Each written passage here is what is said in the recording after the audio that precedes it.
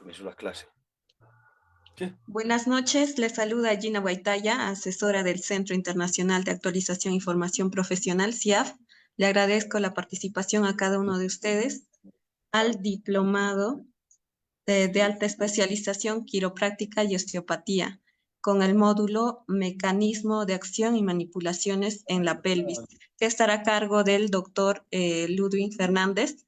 Para el buen desarrollo de la ponencia se les recomienda mantener sus micrófonos y cámaras apagadas, a menos que el docente lo solicite, y al finalizar la ponencia podrán hacer sus preguntas, sus consultas. Buenas noches, doctor Ludwig Fernández, le doy el pase a su ponencia.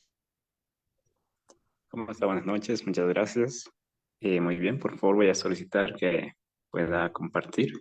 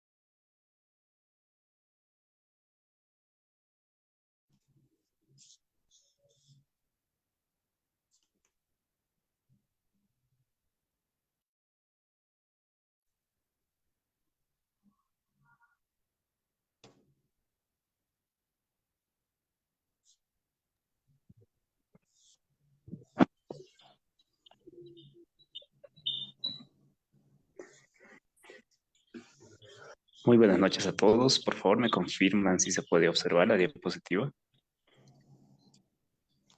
Sí, se observa. Perfecto, muchas gracias.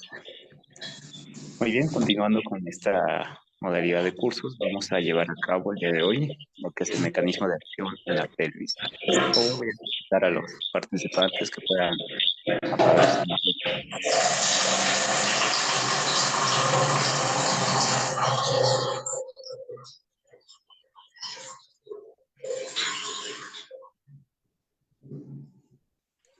Perfecto, muy bien. Ahora vamos a iniciar.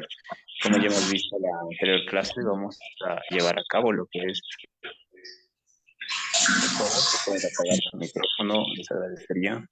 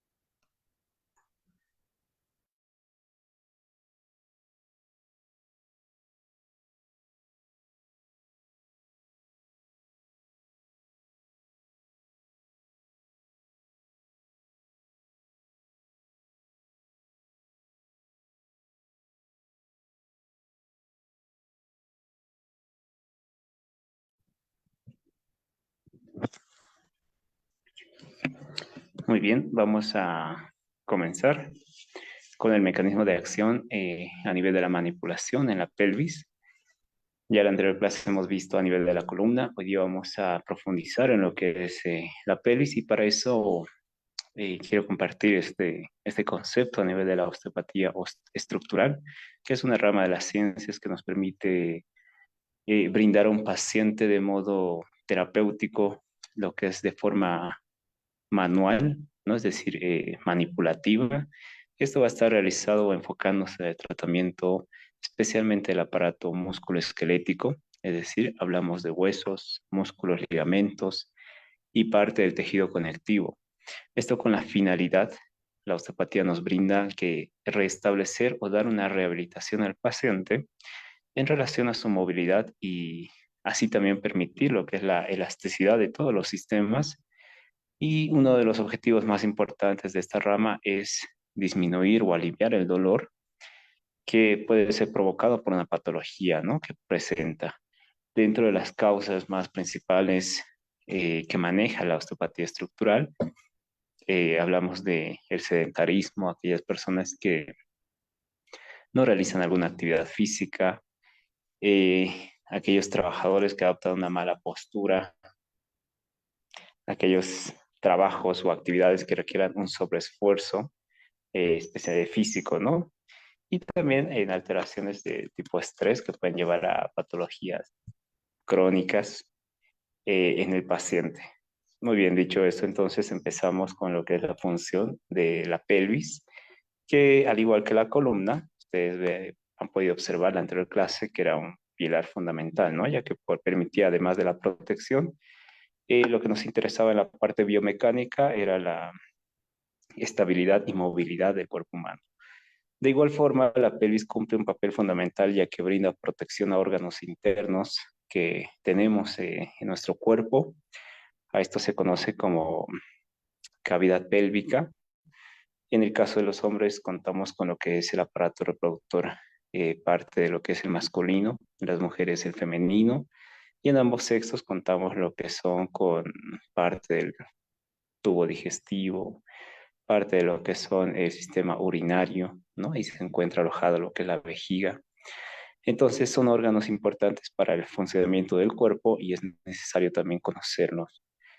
Dentro de esto, como ustedes saben, la columna se apoya sobre lo que es la pelvis. Ahí podemos observar en la imagen lo que es el sacro, donde se va a apoyar toda esa cadena de huesos.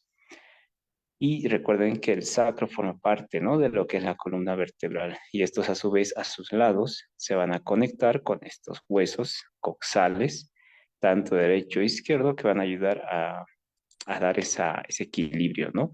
Imagínense que no tuviéramos estos huesos coxales y una persona puede desviarse o bien a la derecha o a la izquierda. Entonces, gracias a esto permite esa estabilidad. Y en caso del sexo femenino, estos huesos son imprescindibles porque gracias a esos agujeros que podemos observar, ¿no? Ahí tenemos el agujero coxal, es donde se realiza lo que es el trabajo de parto. Gracias a esto, entonces, cumple, ¿no? Esa función vital para el desarrollo y para el trabajo y para que pueda dar esa funcionalidad, ya que son elásticos y permite cierta movilidad. Entonces, la pelvis está constituido por lo que es los huesos, ahí tenemos en el medio o en el centro, lo que es el hueso del sacro, y a sus lados, tanto derecho e izquierdo, tenemos los huesos coxales, ¿no? Coxal derecho, coxal izquierdo. Cabe recalcar que el hueso coxal tiene tres partes o está constituido por tres huesos a su vez, que son el ilion, el isquion y el pubis. En un inicio o la anterior clase también les comentaba que una persona cuando nace tiene más huesos que una persona adulta, ¿no? Y a medida que una persona va creciendo y desarrollándose, estos huesos van uniéndose y osificando entre sí, convirtiéndose en un solo hueso. Esto sucede con el hueso coxal. Entonces, ambos huesos coxales, tanto derecho e izquierdo, junto con el sacro y en la parte inferior del coxis, van a formar lo que es la cintura pélvica o conocido como pelvis. Muy bien, acá les puedo mostrar la imagen de lo que es el sacro y en la parte inferior lo que es el coxis. Conformando esto es la última parte de lo que es la columna vertebral, ¿no? Se encuentra en la parte inferior. Como puede evidenciar, el hueso del sacro y el coxis no se mantienen rectos, ¿no? Es decir, en un plano lateral, ¿no? Presentan esa curvatura. Es una curvatura que va de atrás hacia adelante y esto también permite la fusión de las últimas vértebras, ¿no? Hablamos de las lumbares. El coxis está formado de 3 a 5 vértebras coxígeas que en una persona adulta, repito, se va fusionando y solamente se convierte en un hueso. En cambio, el sacro está fusionado por 5 vértebras eh, sacras como tal. De igual forma está fusionado, ya que una persona adulta se convierte en un solo hueso. Entonces, el sacro, como el coxis, sirven como inserción para músculos, ligamentos, que van a ayudar a dar esta estabilidad, ¿no? Ya en la anterior clase veíamos qué músculos se adosaban o se anexan a lo que es la columna, así como también vamos a ver el día de hoy qué músculos se anexan o adosan a lo que es la pelvis como tal, y en específico de cada hueso. Vamos a tomar en cuenta aquí una línea, que es la línea de Carus, es importante conocerlo. Es una línea semicircular paralela al sacro y coxis, la cual va a describir que al feto durante su descenso por el canal del parto. Es decir, es una línea imaginaria que se traza paralela al sacro y coxis, y esto va a ayudar una orientación, ¿no? Por donde atraviesa lo que es el feto durante este trabajo de parto. Aquí podemos apreciar lo que es el hueso coxal, que veníamos indicando, que tiene sus tres partes o tres porciones. El ilion, que podemos ver que está pintado de amarillo. El isquion, podemos ver que está pintado de azul. Y el pubis, el cual está pintado de rojo. Entonces, estos tres huesos conforman lo que es el hueso coxal, ¿no? El ilion tiene esa forma de abanico, y aquí es importante porque se va a insertar músculos muy importantes, tanto de la pared abdominal como de la parte lumbar, ¿no? Además de que el ilion va a ayudar en la articulación con lo que es el sacro. Luego, la parte inferior tenemos el isquion, que van a ser puntos de referencias para darnos cuenta cómo podemos palpar en el paciente, ¿no? Y encontrar este hueso como tal. Y al igual que el ilion, sirve como punto de anclaje para músculos, y además algo interesante es que por esta parte del hueso atraviesa o pasa lo que es el nervio ciático mayor. Así también da inserción al ligamento sacro-ciático menor. Por la cara posterior pasa al paquete pudendo interno. Y en el caso del pubis, de igual forma que el ilion, que el isquion, sirve para inserción de diferentes músculos, especialmente de la pared abdominal, son los rectos abdominales.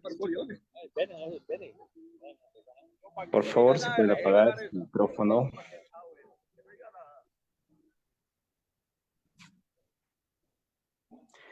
Muy bien, entonces continuando, podemos apreciar aquí las distintas partes que tiene lo que es el hueso coxal. No es uno de los huesos más complejos debido a las grandes características que tiene, o gran número de características que presenta, ya que es importante o es esencial su estudio, especialmente en las ramas de ginecobstetricia, en las ramas de traumatología.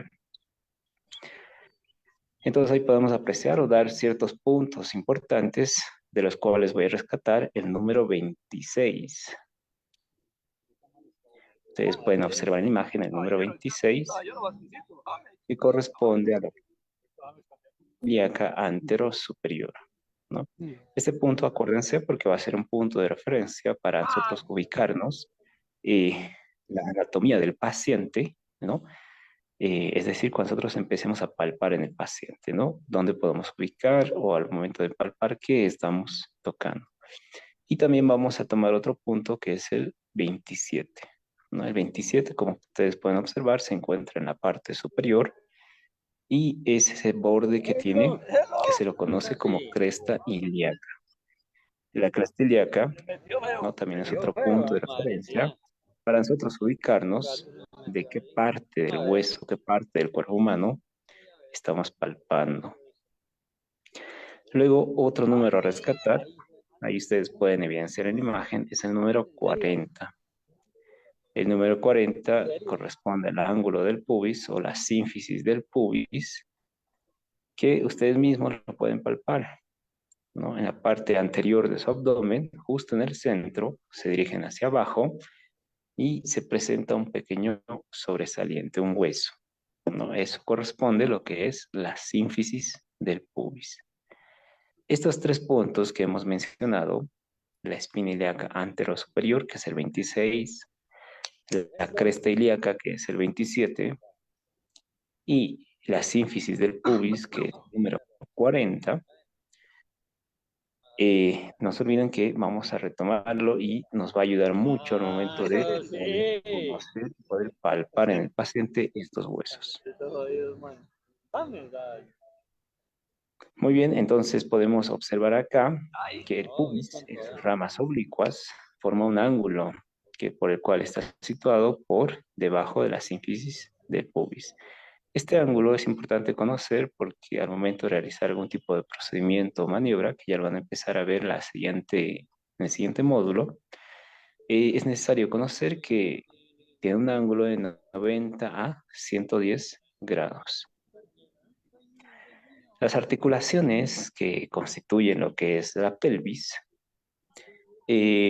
tenemos principalmente a nivel del pubis como tal, es decir, entre pubis y pubis, forma lo que es una articulación llamada sínfisis del pubis. De aquí, al presentar una articulación, presenta ligamentos. Y gracias a esto permite esa movilidad y elasticidad, ¿no? Ahí podemos observar dos ligamentos importantes en esta articulación, lo que es el ligamento superior del pubis y el ligamento arqueado del pubis, ¿no? Como se puede apreciar en la imagen. Uno está en la parte superior y otro se encuentra en la parte posterior. Luego tenemos la articulación sacroiliaca, ¿no? Como su nombre lo indica, es la unión del ilion con lo que es el sacro. La sumatoria de ampliación de las articulaciones oscila entre 1,5 a 2 centímetros, ¿no? Entonces permite esa elasticidad a las articulaciones y una mayor amplitud. Dentro de la morfología de este hueso, podemos apreciar una pelvis mayor o pelvis falsa que se encuentra por arriba y una pelvis menor o pelvis verdadera que se va a encontrar en la parte inferior. Esto va a estar limitado por lo que es la sínfisis, el promontorio y la línea pectínea. Todo esto lo ubicamos a nivel del pubis, como se aprecia ahí en el círculo. Tanto el 40 y el 41, que se observa en la imagen, se hace referencia a esa pelvis menor o pelvis verdadera. Cabe rescatar también que la pelvis, al ser una estructura, podemos llamarlo así, de forma circular, y que presente esos orificios, entonces se los conoce como estrecho. Un estrecho superior, medio e inferior. El superior es la entrada pélvica, el inferior es la salida. En cambio, el medio hace referencia a la excavación pélvica. Es decir, en la pelvis, lo que forma la pelvis mayor, vamos a encontrar lo que es el estrecho superior.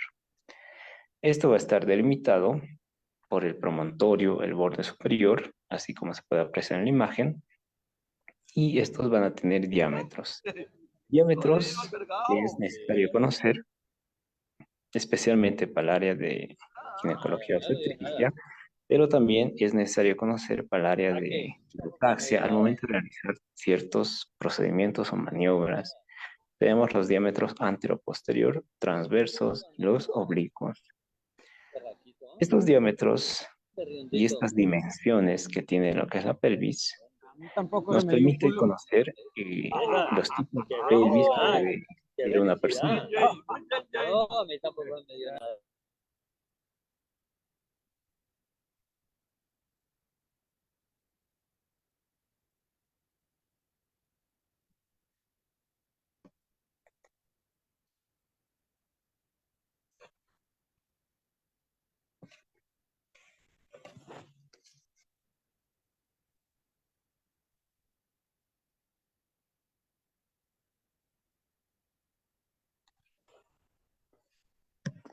Muy bien, entonces continuando, vamos a encontrar que en relación a las dimensiones tenemos diferentes pelvis, es decir, tenemos un oval, alargado, cuneiforme, aplanado, circular o triangular. Una diferencia que hay que destacar en la relación de lo que son los tipos de pelvis, una forma de diferenciar entre ambos sexos, es decir, la pelvis es un punto de referencia para poder distinguir entre un sexo y otro, ¿no?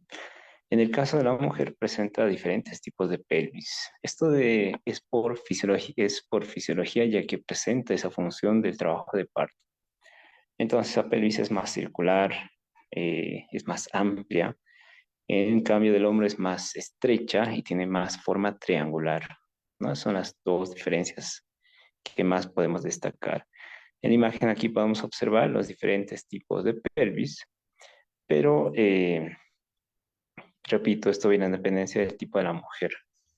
Y para eso nos sirven los tipos o las dimensiones que tiene este hueso. Ahí podemos apreciar, ¿no?, lo que veníamos indicando sobre una de las funciones. Y en el caso de la mujer, es ese soporte muscular que le brinda, especialmente en ese proceso de gestación. Y ahí podemos mencionar músculos importantes que dan soporte a lo que es la parte inferior de la cavidad pélvica, conocido como suelo pélvico. Músculos a destacar son el elevador del ano, el pubococcigio, pubo rectal, iliococcigio. Ahí podemos apreciar, y lo que es el músculo isquiococcigio. Estos músculos representan, repito, lo que es conocido como el suelo perineal o piso pélvico. Entonces, en relación al mecanismo de acción, cuando se realiza lo que son las manipulaciones en el músculo, se ha visto estudios, se ha visto base científica en esto para poder apoyar estas ramas, y se ha visto o se ha observado estudios como el de Dunning y Rushton, la cual fue publicada en 2009, donde demuestra que las articulaciones, estoy hablando a nivel de la columna, la cigopoficiaria de la C5 y la C6, provoca un aumento inmediato en la actividad de reposo en los electromiogramas. Un electromiograma es un estudio que se aplica a nivel de lo que es la parte del soma, es decir, la parte muscular y nerviosa principalmente, y donde se estudia, ¿no?, este tipo de cambios que hay a nivel del tejido muscular. Entonces, al realizar este tipo de manipulación en el músculo, se ha visto que hay un aumento en la actividad de reposo, ¿no? También ha habido estudios donde los resultados de la manipulación a nivel de la L4 y la L5, seguimos hablando de las vértebras, sugieren que una manipulación puede ayudar a reducir de forma importante la actividad anormal que puede darnos o arrojarnos los resultados de un electromiograma. Y esto se puede observar durante una fase estática, es decir, cuando el paciente se encuentra en reposo, ¿no? Entonces se normaliza, hay una regularización de estos impulsos nerviosos que es normal que una persona pueda presentar. Luego tenemos aquí un gráfico de una electromiografía donde se observa aquí un patrón típico, y también se puede observar unas respuestas cinemáticas a lo largo de las distintas ventanas de tiempo en la manipulación, ¿no? Entonces vemos cómo es que se aumenta la actividad eléctrica, la contracción en esos periodos o en esos tiempos donde se realiza este tipo de manipulación vertebral, y se aprecia, o sea, que existe realmente ese cambio, ¿no? No hay, o sea, esto ya es una base donde se da a entender que sí se produce un efecto posterior, durante y posteriormente, eh, al momento de aplicar el tipo de manipulación, ¿no? Como vimos en la anterior clase, lo que era descompresión, tracción. También aquí les dejo otros estudios, caso que lo puedan leer, donde la manipulación de la articulación sacroiliaca, ¿no?, reduce la inhibición de los músculos extensores de la rodilla.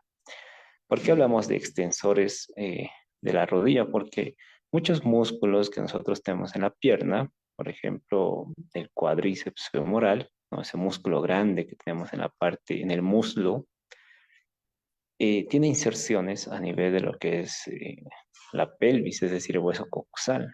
Entonces, al realizar manipulación sobre esta articulación, ¿no?, ayudamos a reducir o aliviar y ayudar a mejorar esta actividad eléctrica que tiene también estos músculos que pueden afectar en la rodilla. La manipulación vertebral también puede ser un tratamiento eficaz en la inhibición muscular en la musculatura de la extremidad inferior. Se ha visto también en estudios como el de Barbosa en el 2014, que la manipulación en la articulación sacroiliaca mejoró inmediatamente la actividad eléctrica del músculo transverso del abdomen.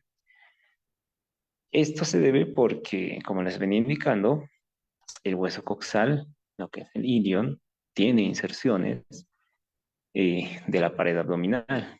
Es decir, todos los músculos que tenemos de la pared abdominal, que son contados, todos se insertan, o sea, nacen a partir de este hueso. Entonces, al realizar manipulaciones sobre la pelvis, ¿no? Mejoran la actividad eléctrica del músculo. Aquí nos menciona del músculo transverso del abdomen.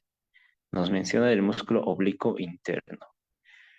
Y esto se ha visto que durante rápidos movimientos voluntarios de las extremidades superiores, lo que ha sugerido una mejor estabilidad de este segmento, ¿no? Y también un incremento de los estímulos aferentes para mejorar su respuesta motora.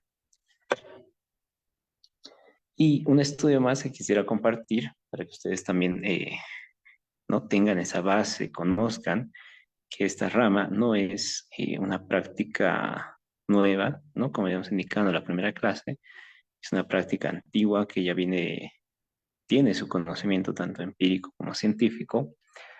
En el estudio de Greenstaff, en 2009, ¿no? El grupo recibió una manipulación de la articulación lumbopélvica y mostró un aumento significativo en la fuerza del cuádriceps, un 3%, y de su activación en un 5%.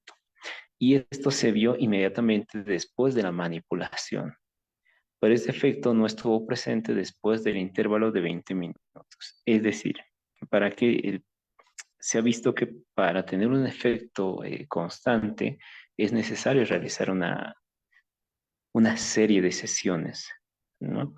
No es simplemente una manipulación y ya, sino un tratamiento como tal. Es decir, una secuencia, una serie de citas, ¿no? De sesiones como tal, para poder dar este efecto, ¿no? Tener este efecto positivo y poder mantenerlo durante su actividad. Entonces, en conclusiones, se ha visto que estas manipulaciones vertebrales con HBT, está escrito en inglés, que son manipulaciones de tracción y manipulaciones de descompresión, provocan que el aumento de la activación de reposo, ¿no? Del electromiograma, de los músculos paraespinales y a distancia. Es decir, cuando manipulamos la columna vertebral, no solamente hacemos efectos sobre esa zona, sino que también repercute a nivel de miembros inferiores. También se ha observado que la modulación ha habido un cambio, ¿no? Es decir, se genera una regulación, una modulación de las respuestas neuromusculares. Asimismo, disminuye la inhibición muscular y aumenta la fuerza. De igual forma, aumenta la descarga en reposo de los usos neuromusculares paraespinales. Y también aumenta la estabilidad del segmento vertebral. Luego se ha visto también que reduce el espasmo muscular en pacientes con dolor lumbar y estimula las aferencias del uso neuromuscular y receptores de Golgi. Es decir, que gracias a este tipo de manipulación se ha visto mejoras en la respuesta motora de una persona. Es por eso que este tipo de tratamientos, no se olviden que va enfocado principalmente a ligamentos, huesos, o mejor dicho, ligamentos, articulaciones y músculos, ¿no? Y esto se debe aplicar en etapas de rehabilitación, ¿no? Ya cuando un paciente ha sido diagnosticado, ya cuando un paciente presenta esa enfermedad o patología, es ahí donde se puede realizar este tipo. Recuerden que es una terapia. No sirve como diagnóstico, sino sirve para terapia. Muy bien, ahora mencionando o dicho esto a nivel del mecanismo, vámonos a lo que es la búsqueda de esos signos y síntomas y vamos a llevar a cabo lo que es el examen físico, ¿no? Es decir, cómo guiarnos en un paciente, cómo reconocer dónde se encuentra cada vértebra y dónde se encuentra cada hueso.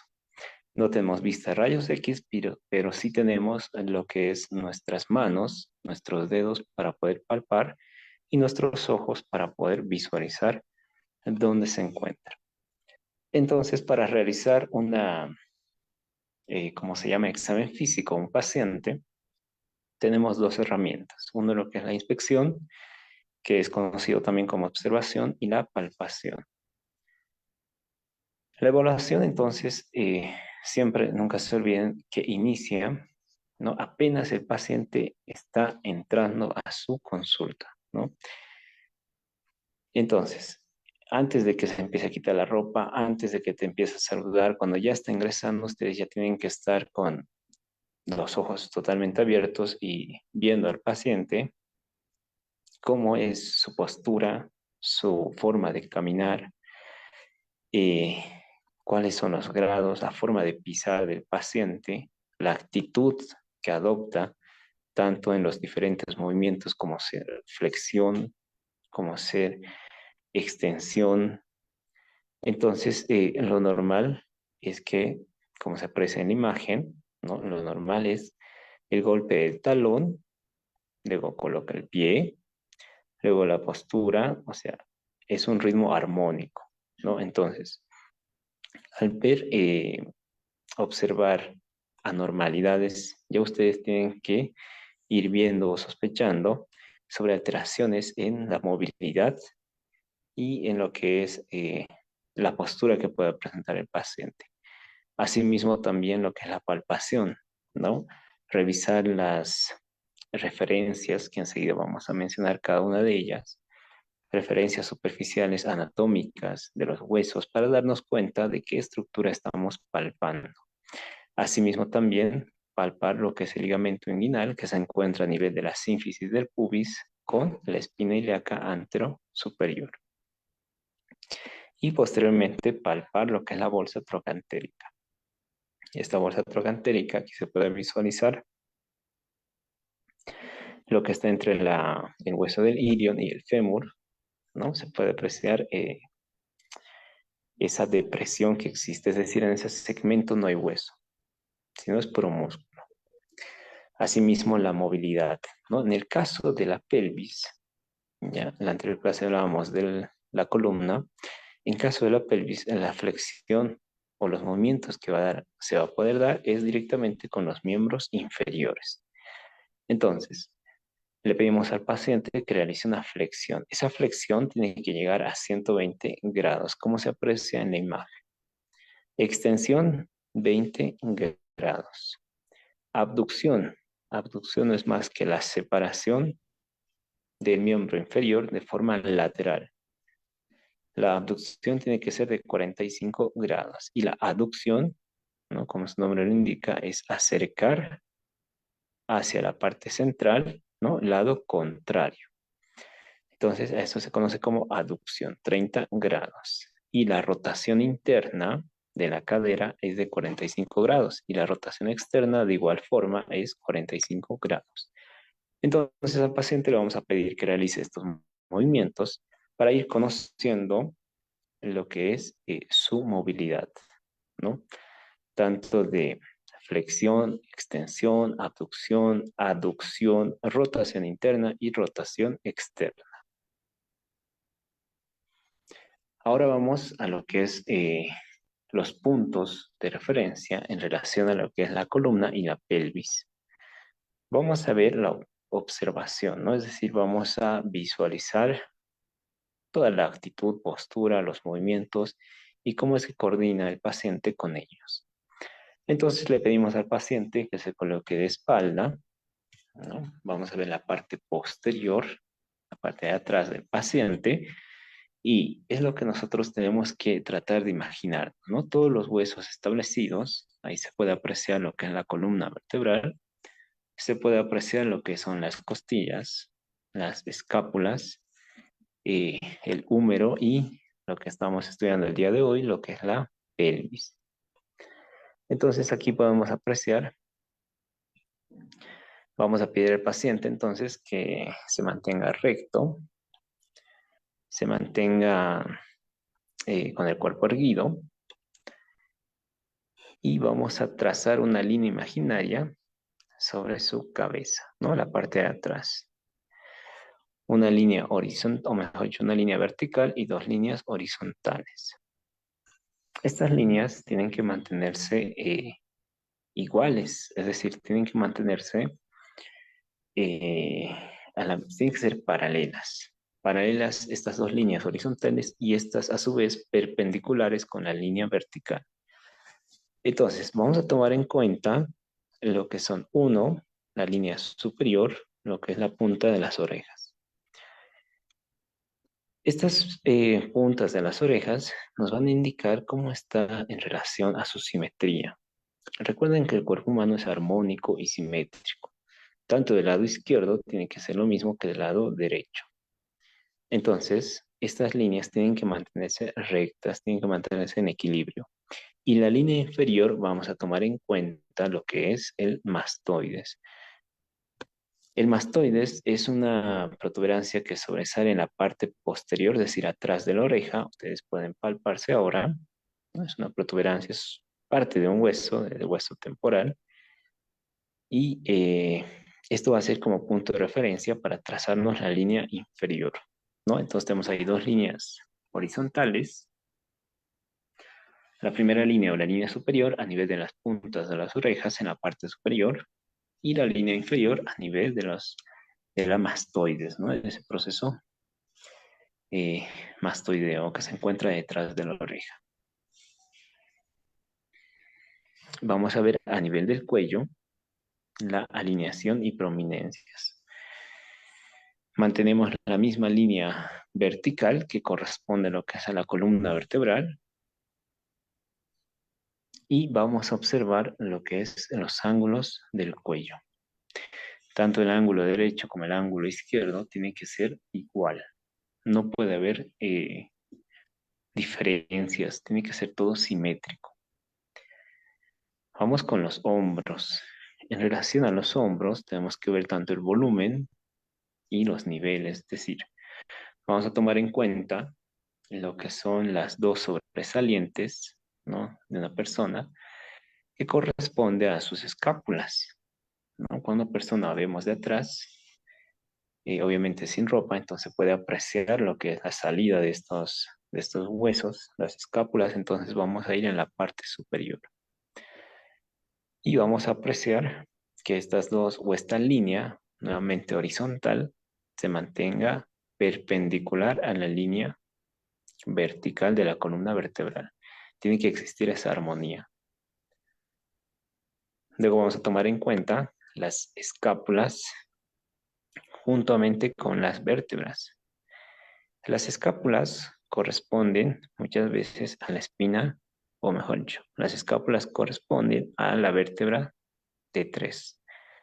Y el ángulo inferior de la escápula, ahí podemos ver las espinas, el punto rojo lo que marca, corresponde a la T3. Y el ángulo inferior, que es el siguiente punto que estoy marcando, que es el ángulo inferior de la escápula, si trazamos una línea, ¿no?, una línea entre una escápula derecha y la izquierda, nos vamos a encontrar con lo que es la costilla 7. Y por ende nos vamos a tomar en cuenta con lo que es la T7.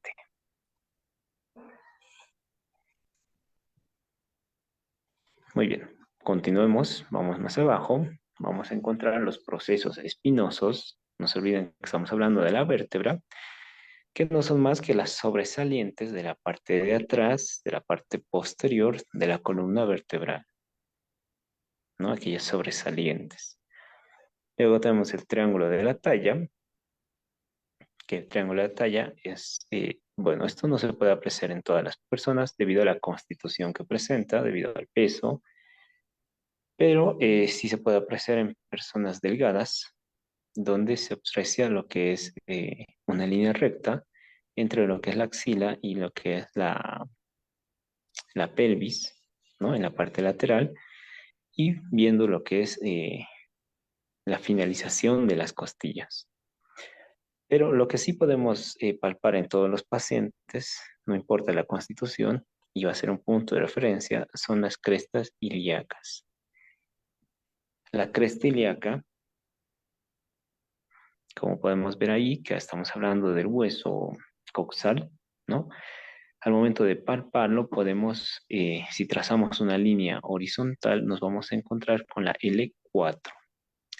La cresta ilíaca corresponde a la L4, ¿no? Entonces ya conociendo estos puntos y ya vemos dónde está la T12, la T7, la L4, y también podemos apreciar lo que es el sacro, que ya corresponde a la parte final de la columna, en la cual vamos a ver la caída del centro de gravedad, ¿no? Entonces, esta línea que hemos trazado de forma vertical, podemos verlo y podemos descartar alteraciones, principalmente como ser la escoliosis, ¿no? Muy bien, vamos con lo que es una observación lateral de un paciente. Encontramos que los ángulos se repiten, es decir, el ángulo 4, el 3, el 2 y el 1 se van a repetir, ya que van a formar lo que es una estructura simétrica y armónica eh, entre las curvaturas que presenta la columna vertebral. Nos referimos a lordosis, sifosis, ¿no? En la parte cervical observamos la primera curvatura conocida como lordosis. Y para tener en cuenta esto, tomamos como punto de referencia lo que es el esternón y lo que es el proceso mastoideo, la parte de atrás de la oreja, ¿no? Ese proceso mastoides que es del hueso temporal, y también nos va a permitir poder tener ese ángulo, ¿no? Luego tenemos otro punto de referencia que va a ser el 3. Como pueden ver, ahí es todo lo que es el esternón. Y en caso del número 2, vemos lo que es la curvatura, que nuevamente es lordosis, que es la curvatura lumbar, que es normal, y nos va a representar lo que es todo el hueso del esternón con la parte o la región lumbar.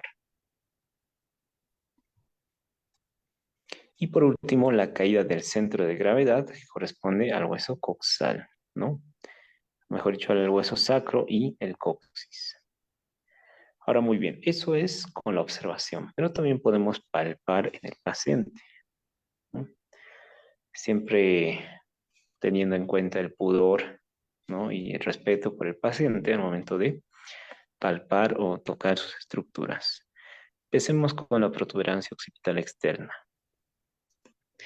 que es la parte posterior, es decir, entonces ustedes pueden palparse en la nuca, hay una protuberancia, hay un hueso que sobresale, ¿no? Que es una parte del hueso occipital, que es normal en todas las personas encontrar eso.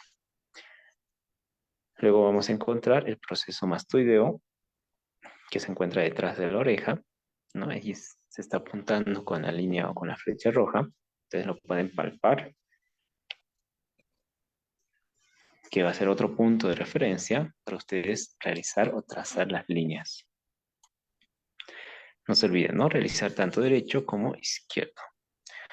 Luego tenemos el espacio suboccipital, que es un espacio que cuando termina el hueso se conecta con lo que son las vértebras y también se puede presenciar en el paciente. Al momento de palparlo, sentimos como un espacio, como una profundidad. Luego, un punto de referencia y uno de los más importantes, que es el proceso espinoso de la C7. Es decir, cuando uno va palpando a una persona por la parte de atrás, hay un hueso que sobresale, una parte de un hueso, que es conocido como proceso espinoso. Ese proceso espinoso, que se encuentra justo a nivel inferior del cuello, en la parte de atrás, en la parte posterior, corresponde a la cervical o a la vértebra cervical C7.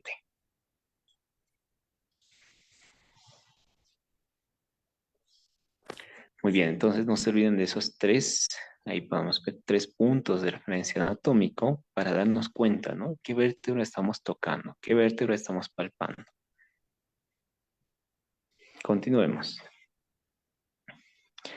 Podemos encontrar ahí en los procesos espinosos dorsales es decir, toda esa sobresaliente de la columna vertebral, ¿no? Y al momento de palpar también lo que es la escápula, no se olviden cuando lo más sobresaliente es la espina del omóplato, y así también el ángulo inferior del omóplato o también llamado escápula, que este coincide con lo que es la séptima costilla.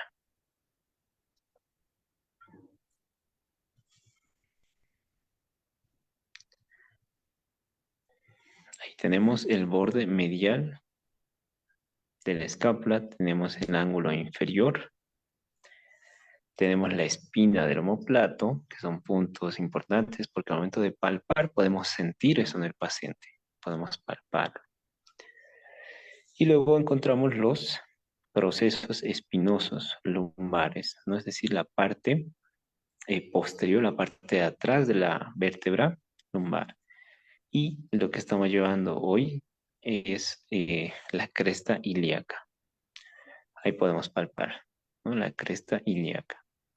Que la cresta ilíaca se puede palpar como esa curvatura, esa forma de abanico que presenta el hueso coxal.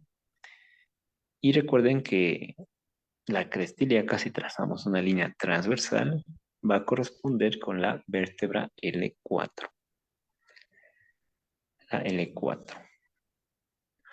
Y en la parte inferior, justo en la línea glútea, ¿no? Al iniciar, se corresponde lo que es el hueso del coxis. Ahí se presenta el hueso del coxis, ¿no? Eso ya es otro punto de referencia anatómico. Y aquí podemos evidenciar lo que es la cresta sacra media. Es decir, la parte posterior del hueso sacro, que también tiene sus sobresalientes, que es esa cresta, ya no se denomina proceso espinoso, sino cresta sacra media.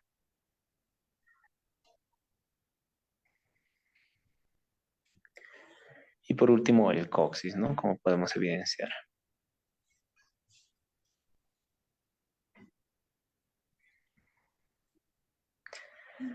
Así como hemos visto a un paciente la palpación, es necesario también realizar los movimientos, ¿no? No se olviden. Lo que es el movimiento de flexión y extensión, como se aparece en la imagen. Flexión cuando acercamos, cuando inclinamos la cabeza hacia adelante, ¿no? Y hacia abajo. Y extensión cuando inclinamos hacia arriba y hacia atrás.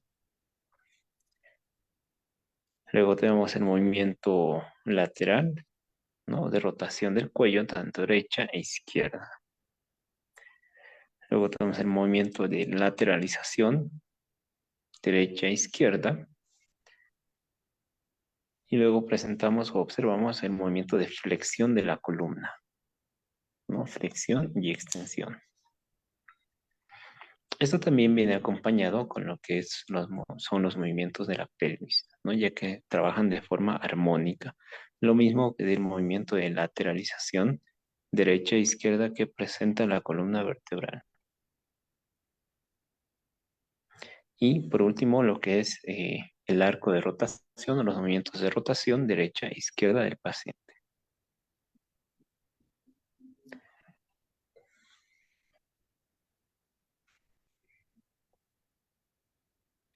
Muy bien, entonces con esto finalizamos lo que es la clase. Quisiera saber si tienen alguna duda, consulta, pregunta tal vez acerca de especialmente anatomía de superficie, que es lo más importante que tienen que dominar.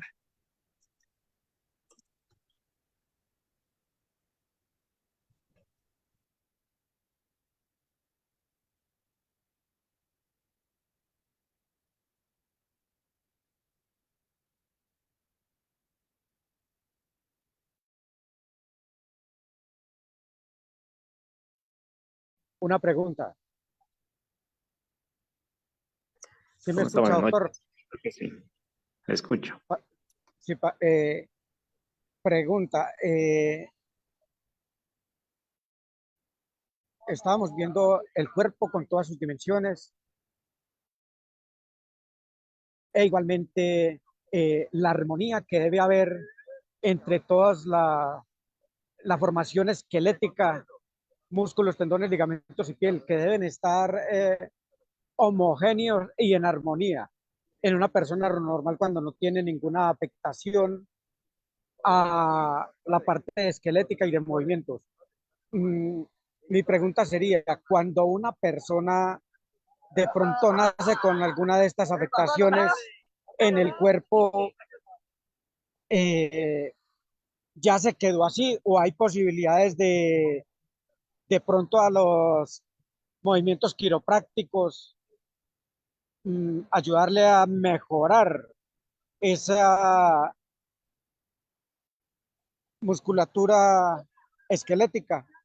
De pronto en alguna alteración que traiga en el cuerpo, un pie más corto, la cadera o alguna cosa, o ya se tienen que quedar así de por vida. Ok, excelente pregunta. Bueno, en relación, hay muchas patologías, ¿no? Lastimosamente en nuestro medio que afectan lo que es la parte del soma, como una de las más comunes, seguro han escuchado lo que es la displasia de cadera, ¿no? En los niños. Y no sé si han visto que utilizan arnés, utilizan o van a sesiones, ¿no? Tanto de fisioterapia. Entonces, hay patologías donde se puede corregir esta malformación natural que puede presentar la persona, pero también hay alteraciones anatómicas o estructurales, ¿no? Que lastimosamente no se puede realizar una intervención solamente de fisioterapia o quiropraxia, sino tiene que recurrir a tratamientos quirúrgicos, ¿no? Entonces, eso va a depender del tipo de patología y lo más importante, la prevención, es decir, mujer que no que no tiene esa armonía, que no tiene esa contextura, ese cuerpo simétrico. Entonces, inmediatamente tratar de reconocer y recomendar, ¿no? Primero que vaya a un traumatólogo o a un médico para identificar. Y una vez que ya realizar el tratamiento, la rehabilitación filométrica o un tratamiento quirúrgico, eso va a depender de la patología que tenga, se puede realizar con ese tipo de alternativa, ¿no? Que es la terapia como la osteopatía o la quiropraxia. ¿Alguna otra duda, consulta, tal vez? Sí, doctor, muy buenas noches. Una consulta, por favor. ¿La escoliosis es totalmente reversible con la quiropraxia? ¿O hay hasta cierto grado de escoliosis que sí se puede revertir y a partir de un grado que ya es solamente con cirugía? Sí, hay grados, eso se clasifica, ¿no? Por grados. Un grado severo ya es cirugía, pero ya un grado leve a moderado se puede realizar con ajustes, con quiropraxia, fisioterapia y rehabilitación.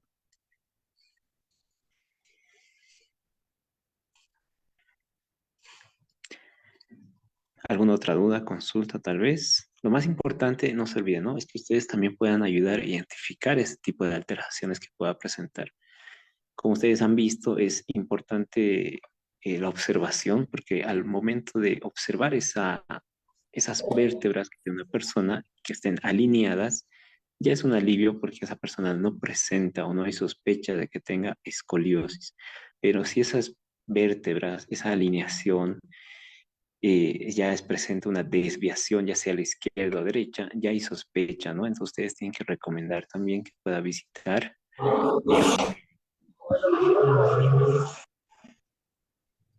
Y en relación a la pregunta que realizan, ¿no? Si van a ver lo que es la quiropraxia y ajuste de columna, sí, lo van a realizar. Esta es la última clase de anatomía y mecanismo de acción. Tengo entendido que las siguientes o los siguientes módulos ya inician, pero es importante que ustedes puedan recordar, ¿no? Y no olvidarse sobre estos puntos importantes que hemos visto acerca de reconocer a qué vértebra estamos tocando, estamos palpando, ¿no? La cresta ilíaca, donde se encuentra, donde puedo ubicar las vértebras cervicales, esto con la intención de que ustedes puedan tener un mejor aprendizaje y más que todo aprender a reconocer, ¿no? En el paciente las estructuras anatómicas. ¿Alguna otra duda, pregunta?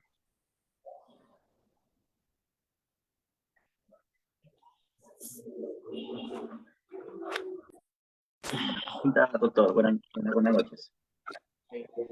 Referente a una protusión discal o en caso de otra patología como hernia discal, ¿hasta qué punto se le podría ayudar con las técnicas quiroprácticas? Ok, perfecto.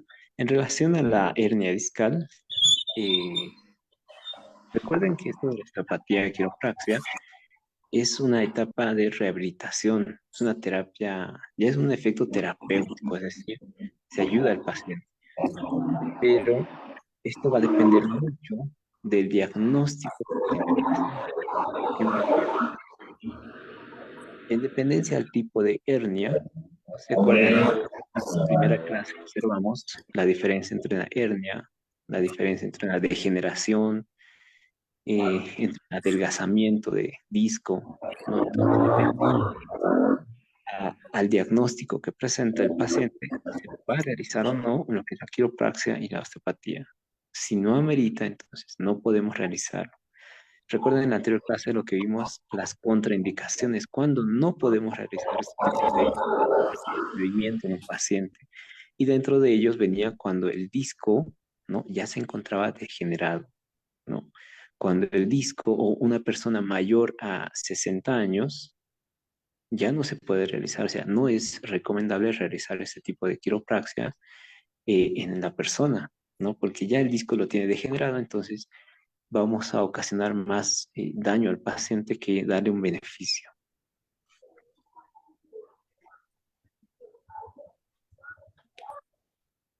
Claro que sí, en una espondilitis se realiza lo que es, se ayuda como efecto terapéutico, se recomienda. En ese Las caso, clases grabadas, ok, perfecto. Las clases grabadas con dirección directamente creo que tienen grupo de WhatsApp, los pueden solicitar. Y también en la última diapositiva les coloqué los números a los cuales pueden dirigirse para solicitar todo el material. Y también les voy a pasar un video, ¿no? La dirección para que les puedan compartir sobre cómo se encuentran estos puntos que acabamos de ver, de observar.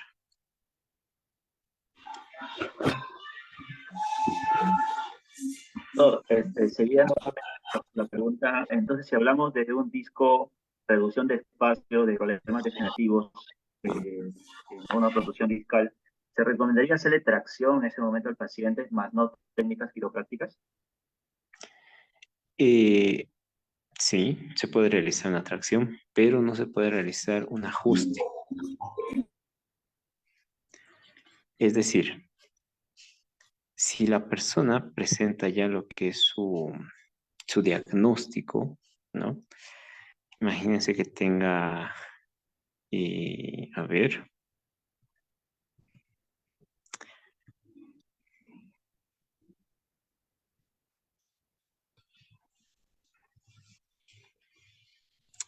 una hernia discal, ¿no? Una hernia discal, por ejemplo.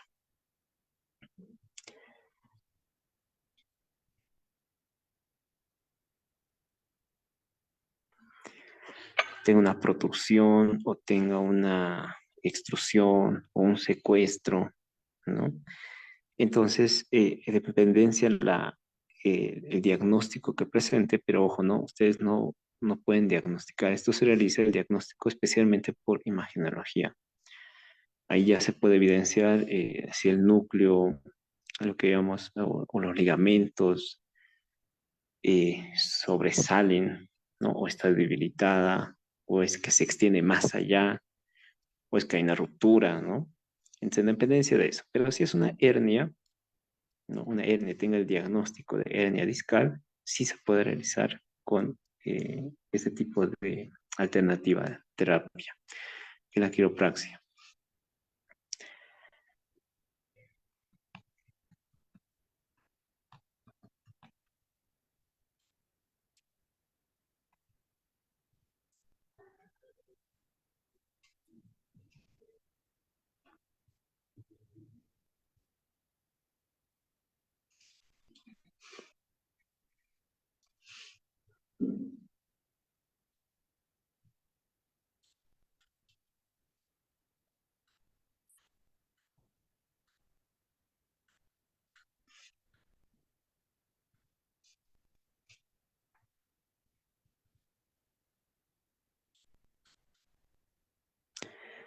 Muy bien, en relación a cuándo se envían las clases, ya en el grupo de WhatsApp les van a enviar lo que es el link de la clase grabada, así como también tengo entendido que esta clase está siendo eh, publicada en las redes sociales que tiene la institución, así que también lo pueden visualizar por ahí.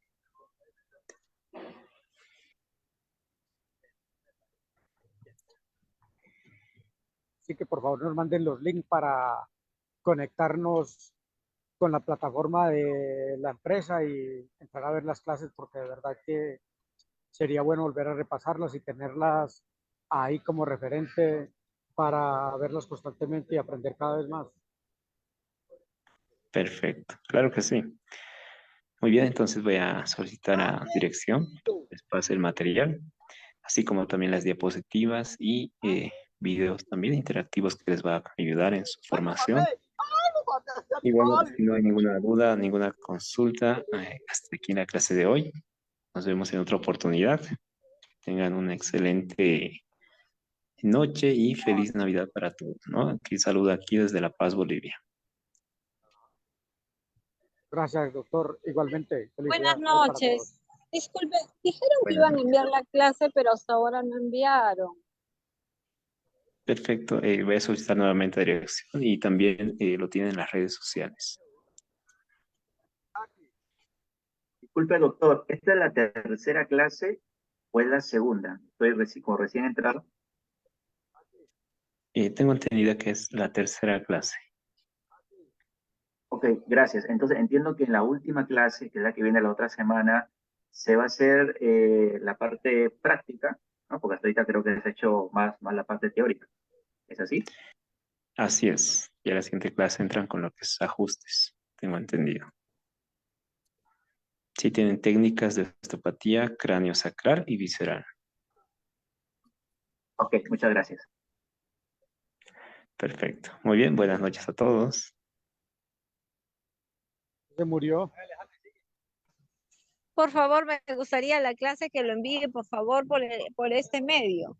Hasta ahora no lo han enviado. Me dijeron que sí, lo iban a enviar a la aula virtual. Sin embargo, hasta ahora no han ocurrido.